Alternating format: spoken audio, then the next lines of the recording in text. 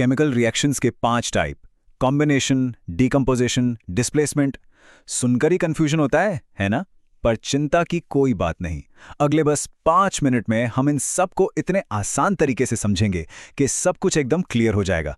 तो चलिए शुरू करते हैं। हाँ, तो ये 5 टाइप अक्सर काफी मुश्किल लगते हैं, पर सच बताऊं, ये सब ना बहुत ही सिंपल पैटर्न पर बेस्ड हैं। हम एक एक करके इन पैटर्न को ही समझेंगे, और मजा ये है कि इसके बाद आपको इन्हें कभी रटना नहीं पड़ेगा। तो सबसे पहले हम रिएक्शंस की एक ऐसी जोड़ी को देखते हैं जो एक दूसरे की कह सकते हैं एकदम जीरोक्स कॉपी हैं, बस उल्टी। एक में चीजें जुड़ती हैं और दूसरी में टूटती हैं। मतलब ये है बॉन्ड्स के बनने और टूटने का खेल। तो पहली रिएक्शन है कॉम्बिनेशन रिएक्शन। अब देखिए, नाम से ही सब कुछ क्लियर है, कंबाइन होना। यहां बस 2 या 2 से ज्यादा चीजें, जिन्हें हम रिएक्टेंट्स कहते हैं, मिलकर सिर्फ एक सिंगल प्रोडक्ट बना देती हैं। सिंपल सा फॉर्मूला है, ए और बी मिले और बन गया सी। इससे सीधा और क्या होगा, है ना? इसका सबसे क्लासिक एग्जाम्पल जो एनसीईआरटी में भी है, वो है मैग्नीशियम रिबन को जलाना। जब हम मैग्नीशियम यानी Mg को हवा में मौजूद ऑक्सीजन में जलाते हैं तो पता है क्या होता है? एक जबरदस्त चकाचौंध कर देने वाली सफेद लौ निकलती है, और पीछे रह जाता है एक सफेद पाउडर जो होता है मैग्नीशियम ऑक्साइड यानी MgO। अच्छा, एक छोटी सी बात, जलाने से पहले रिबन को साफ जरूर कर लेना चाहिए। क्यों? क्योंकि इसके ऊपर जो ऑक्साइड की लेयर होती है ना, वो हट जाती है और रिएक्शन एकदम परफेक्ट होता है। तो कॉम्बिनेशन का ठीक उल्टा, एकदम ऑपोजिट, वो है डीकॉम्पोजिशन रिएक्शन। यहां कहानी रिवर्स हो जाती है। एक अकेला बड़ा सा कंपाउंड टूट जाता है 2 या 2 से ज्यादा छोटे सिंपल प्रोडक्ट्स में। मतलब जो सी बना था वो अब टूटकर वापस ए और बी में बदल रहा है। लेकिन हाँ, ये टूटना अपने आप नहीं होता। इसे तोड़ने के लिए जाहिर है एनर्जी चाहिए होगी, और ये एनर्जी हम 3 तरीकों से दे सकते हैं। पहला, हीट से। जब गर्मी से कोई चीज टूटती है उसे कहते हैं थर्मल डीकॉम्पोजिशन, जैसे चूना पत्थर को गर्म करना। दूसरा तरीका है इलेक्ट्रिसिटी, करंट लगाकर तोड़ना। इसे कहते हैं इलेक्ट्रोलिटिक डीकॉम्पोजिशन, जैसे पानी में करंट पास करके हाइड्रोजन और ऑक्सीजन अलग करना। और तीसरा, लाइट से, रोशनी से। इसे कहते हैं फोटोलिटिक डीकॉम्पोजिशन, जैसे सिल्वर क्लोराइड को धूप में रख दो तो वो टूट जाता है। तो जुड़ना और टूटना तो हमने देख लिया। अब आगे बढ़ते हैं रिएक्शंस के दूसरे सेट पर। यहां कहानी थोड़ी अलग है। यहां एलिमेंट्स अपनी जगह की अदला बदली करते हैं। कह सकते हैं ये है द ग्रेट एलिमेंट स्वैप। तो इस स्वैप गेम में पहली है डिस्प्लेसमेंट रिएक्शन। यहां बताया क्या होता है? एक ज्यादा रिएक्टिव मतलब ज्यादा ताकतवर एलिमेंट एक कम रिएक्टिव यानी कमजोर एलिमेंट को उसकी जगह से धक्का देकर बाहर निकाल देता है। बिल्कुल वैसे ही जैसे टीम का कोई मजबूत खिलाड़ी एक कमजोर खिलाड़ी को हटाकर उसकी जगह ले लेता है। अब सवाल यह है कि कौन मजबूत है और कौन कमजोर? यह पता चलता है रिएक्टिविटी सीरीज से।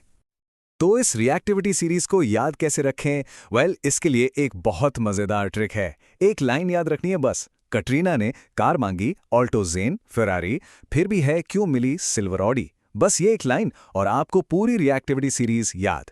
इस लिस्ट में जो भी मेटल ऊपर है वो ज्यादा ताकतवर है और अपने से नीचे वाले को आराम से उसकी जगह से हटा सकता है। इसका बेस्ट एग्जाम्पल है, एक लोहे की कील लीजिए और उसे नीले रंग के कॉपर सल्फेट सोल्यूशन में डाल दीजिए।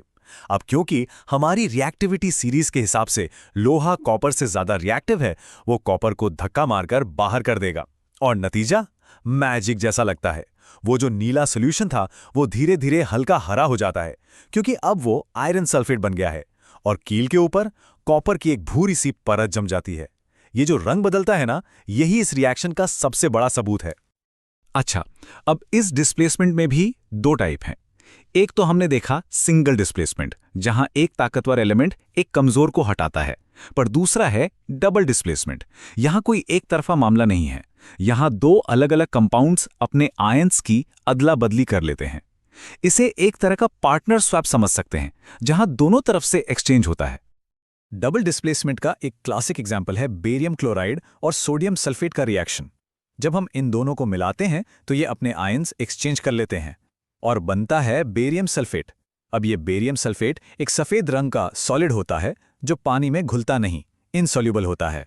और इसी इनसॉल्युबल सॉलिड को हम केमिस्ट्री की भाषा में प्रेसिपिटेट कहते हैं। ये बीकर में नीचे जाकर बैठ जाता है। और अब हम आ गए हैं अपने आखिरी और शायद सबसे फंडामेंटल रिएक्शन टाइप पर। यह एक ऐसा प्रोसेस है जो हमारे चारों तरफ हर जगह हो रहा है, किसी चीज के जलने से लेकर लोहे में जंग लगने तक सब जगह। यह है ऑक्सीजन और हाइड्रोजन के लेन देन का खेल। इसके अंदर दो प्रोसेसेस हैं जो हमेशा एक साथ चलते हैं, ऑक्सीडेशन और रिडक्शन। अब इसे याद रखने का एक बहुत ही सिंपल तरीका बताता हूं। ऑक्सीडेशन मतलब या तो ऑक्सीजन का जुड़ना, गेन होना, या फिर हाइड्रोजन का हटना, लॉस होना। और रिडक्शन बस इसका ठीक उल्टा कर दो, यानी ऑक्सीजन का हटना या फिर हाइड्रोजन का जुड़ना। और सबसे मजेदार बात पता है क्या है? ये ऑक्सीडेशन और रिडक्शन कभी अकेले नहीं होते। ये एक ही सिक्के के दो पहलू हैं। अगर कोई एक चीज ऑक्सीडाइज हो रही है तो ये पक्का है कि कोई दूसरी चीज रिड्यूस हो रही होगी। ये हमेशा साथ साथ होते हैं। और इसी जोड़ी को, इसी मिलीजुली रिएक्शन को हम कहते हैं रिडॉक्स रिएक्शन। तो चलिए एक बार फटाफट इन पांचों पैटर्न्स को रीकैप कर लेते हैं। रेडी? नंबर 1 कॉम्बिनेशन, दो मिलके एक बने। नंबर 2 डीकंपोजिशन, एक टूटकर दो बने। नंबर 3 डिस्प्लेसमेंट, ताकतवर ने कमजोर को हटाया। नंबर 4 डबल डिस्प्लेसमेंट, पार्टनर्स की अदला बदली हुई। और नंबर 5 रिडॉक्स, ऑक्सीडेशन और रिडक्शन एक साथ हुए। बस यही है वो 5 पैटर्न। और जाते जाते बस एक छोटी सी बात, देखिए जैसे केमिस्ट्री में सही रिएक्टेंट्स मिलकर एक कमाल का ट्रांसफॉर्मेशन लाते हैं, है ना? ठीक वैसे ही असल जिंदगी में भी हम सब वो रिएक्टेंट बन सकते हैं जो एक पॉजिटिव बदलाव की शुरुआत करें। तो इसी सोच के साथ आज का ये सेशन यहीं खत्म करते हैं। उम्मीद है कि अब ये पांचों रिएक्शंस आपको हमेशा याद रहेंगी।